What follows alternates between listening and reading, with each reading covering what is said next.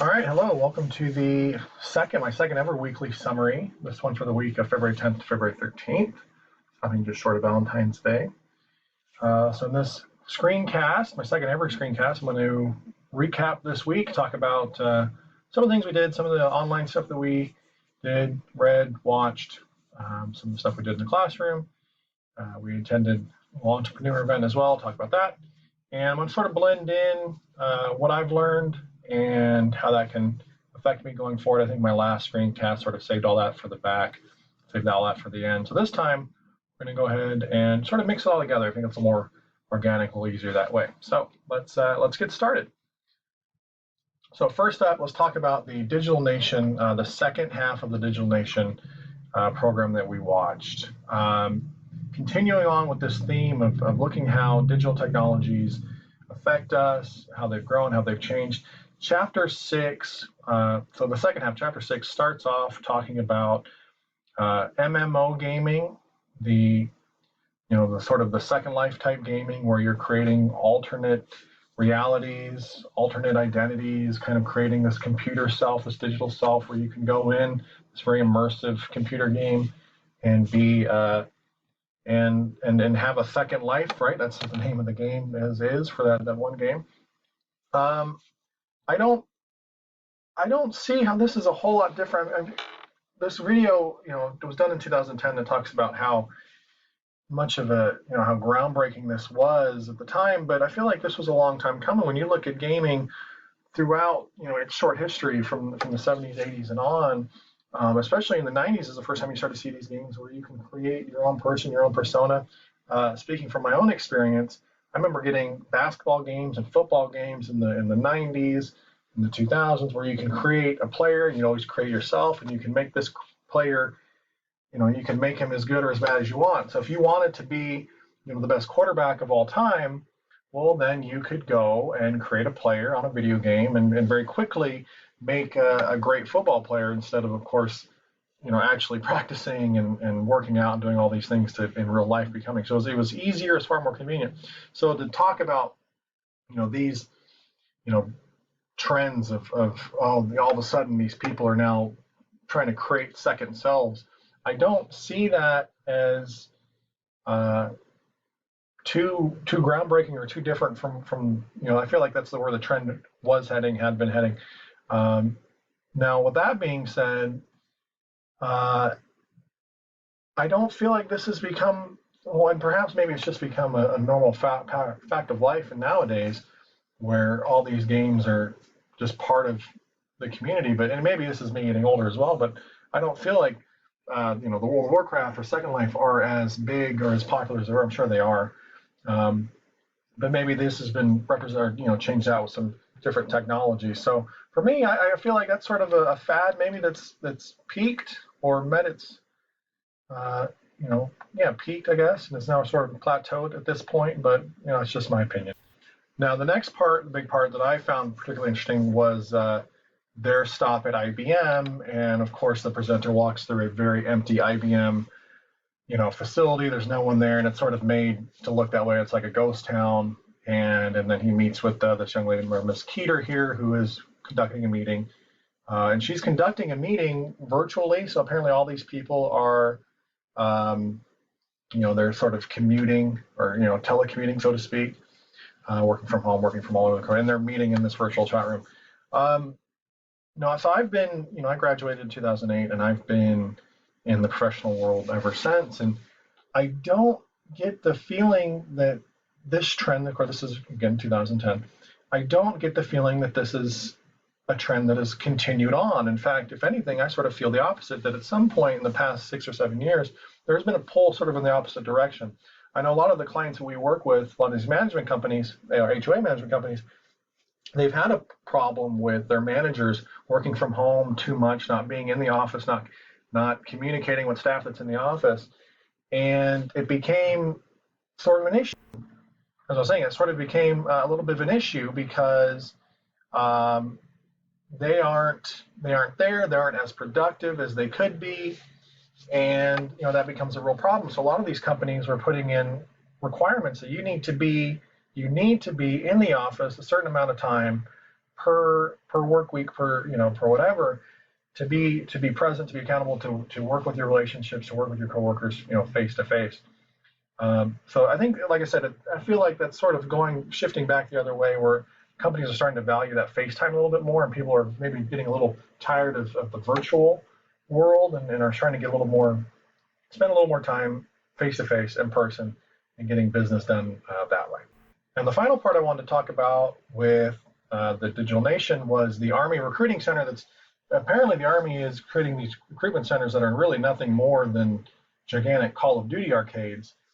And that concerned me quite a bit, because they talk about in this video how, well, that doesn't, these kids don't really see it as the same. They don't see the connection between the game they're playing, and they don't assume that's how the Army really is. Yet, to me, if the Army is creating this play center, this big old center for these games, that's exactly what the Army is trying to do. They are trying to connect these things and use it. I mean, they're using it as a recruitment tool, which to me is awfully dangerous. They did ask some kids that, and the kids, of course, said, no, we don't see that connection. But to me, if an interviewer is asking that question, you kind of know where the interviewer wants the direction of the interview to go, and the type of answer they want. I feel like it'd be pretty easy to answer in the negative and say no. So something that's very, very concerning to me anyway, that's how they would want to recruit, by seeing which kids are the best at playing Call of Duty. Maybe not the best attribute in a soldier that you'd want, but that's just my opinion.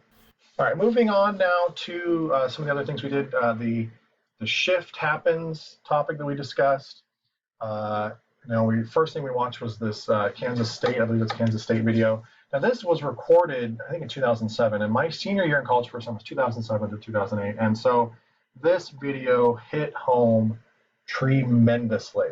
I can't tell you how many, including the first one that we started on with that $20,000. That is my current balance with Navient student loans, so that especially hit home.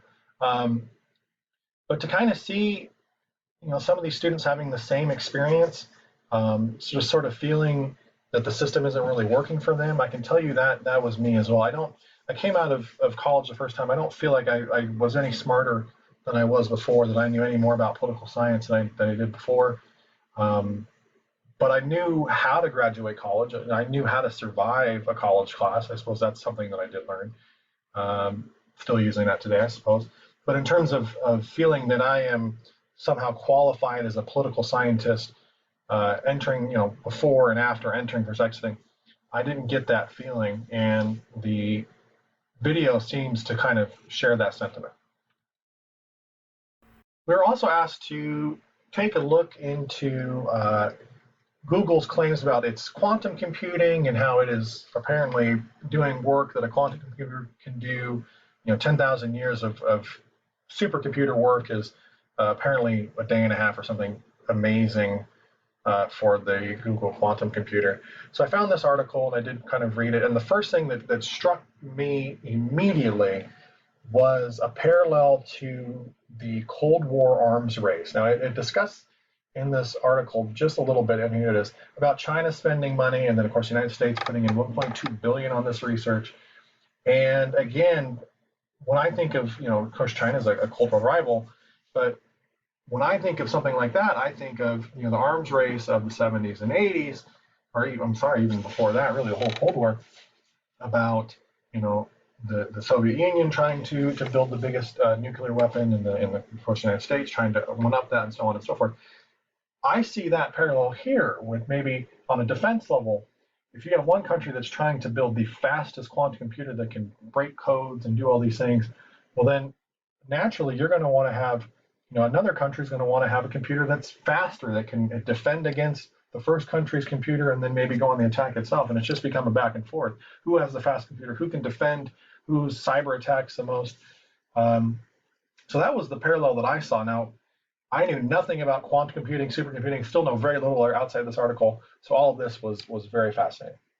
Now I want to use the final, I suppose, 5 minutes or so that we have to talk about what we did in class. And the first thing that I want to hit on is the Foxfire Events seminar that we did, the masterminding or building the masterminding I forget the exact name of this, but about masterminding. We went to on Tuesday and met with Heather, the CEO of this Foxfire Events company.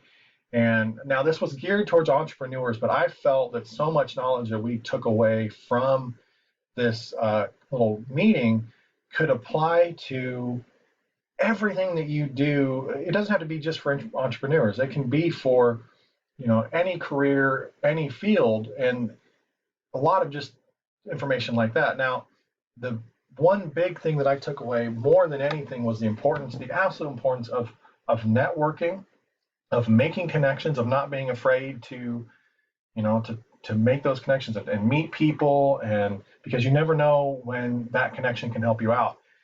For me, I'm sort of an introvert naturally, or at least to start. It takes me a while to warm up to people. Case in point, even walking into this event, and me and Noah walked in together. Of course, we walk in, we're in t-shirt and jeans and backpacks, and we walk into a room of folks that are a little bit older. They're dressed quite a bit more professional, and so we feel intimidated. So what did we do? And of course, we gravitate. We don't gravitate towards the table everyone's sitting at. No, we kind of stayed back and sat at some chairs kind of in the back, in the background. And then she goes and talks about, meeting new people and talking to people and forming these relationships, forming these bonds. And I go, oh my gosh, here's an exact example. When faced with just this exact scenario, I did exactly what I shouldn't have done. I kind of hid in the back, and it was a learning moment right at that exact moment of that's exactly what I should not have done. So that's something that's certainly important I'm going to take with me. I also took her card because this may be a little more beneficial to my wife than me. My wife has her own LLC for estate planning and financial planning for widows, and she's had a lot of difficulty getting her company to move, getting new clients, and I feel like this group, this company could help my wife tremendously. So I immediately ran home, gave that card to my wife, and said, please contact this lady, contact Heather, get in contact with her, and it can be very beneficial. All right, and the final part of the screencast today, wanted to save, this may be the cherry on top, maybe the dessert, certainly my favorite part of the week. This Glowforge work that we did was just an absolute blast. Now, I don't know anything about, when it comes to 3D printing, when it comes to laser etching, I'm a complete novice beginner. I don't know. I'm a blank slate, as blank can be. And to watch the Glowforge, we're just making simple little etches. Reminds me a lot of the wood burning kit that I had when I was a kid I think I burned myself more than any piece of wood. But this is obviously far more advanced, right? But to watch this thing operate was absolutely the neatest thing I think I've seen in quite some time. And I really firmly believe we've only etched, if you will, the surface of what this thing can do. Obviously, when you look at their website of some of the things that this thing can make or help make, absolutely mind-boggling. And I hope to learn more about this. I hope that we continue to use this. I want to just learn. I'm learning this. I'm also using SolidWorks and a little bit of AutoCAD this semester. All very new things to me, but this was a tremendous amount of fun. And I just hope that we get to use it more and I get a little more comfortable with it. Because right now it's a big unknown, very interesting, but also a lot to know. I have our picture of our nameplate that we made, the finished result there, which is very cool. The wood, of course, makes it, you can put anything on this, and that wood just makes it far more pretty, right? A lot prettier. In my last minute here, real quick, wanted to kind of give some shout outs to the best neat resources that I found, that I thought, and I'm going to be a little selfish this week because, at least for the talk on Internet of Things, I felt that the best resource was my own. And I found a TED Talk from, I forget his name, it will tell me. Let's see here. Okay, it does not. But I felt that my video here, TED Talk, talking about Internet of Things, Benson on Hugelin, okay, helped me see it. Very immersive, good talk, really enjoyed it. So that was the best for me. And with that, that is the weekly summary for this week, and looking forward to see everyone next week.